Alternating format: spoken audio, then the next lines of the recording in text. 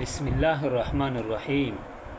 قدرمند حضرت ابن عباس رضی الله تعالی عنه فرمایی چې رسول الله مبارک علیه السلام د حج مبارک شو فرمایل ادیم الحج والعمره، چې ای مسلمونه تو سه حج او عمره ته دوام ورکوي، یعنی تو سه حج او عمره کوي، بار بار نفلی حج کوي، نفلی عمره کوي، ځکه چې د حج او د عمره فإنهما ينفيان الفقر والذنوب.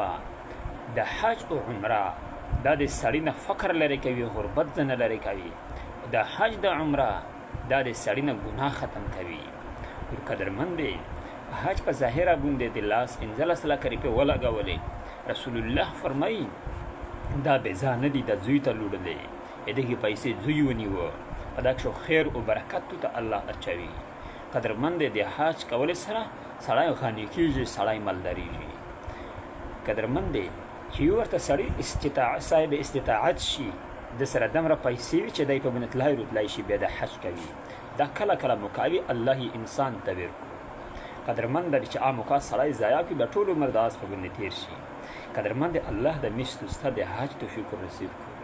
حج ډېر مبارک عبادت دی، خصوصا د بیت الله شریف، دارنګې د رسول الله مبارک علیه السلام زیارت، او دارنګې نور ډېر داسې اهم ځایونه دي وته چې انسان لوړ شي، انسان روح ته روحاني غذا میلاو شي، انسان ته روحاني سکون میلاو شي.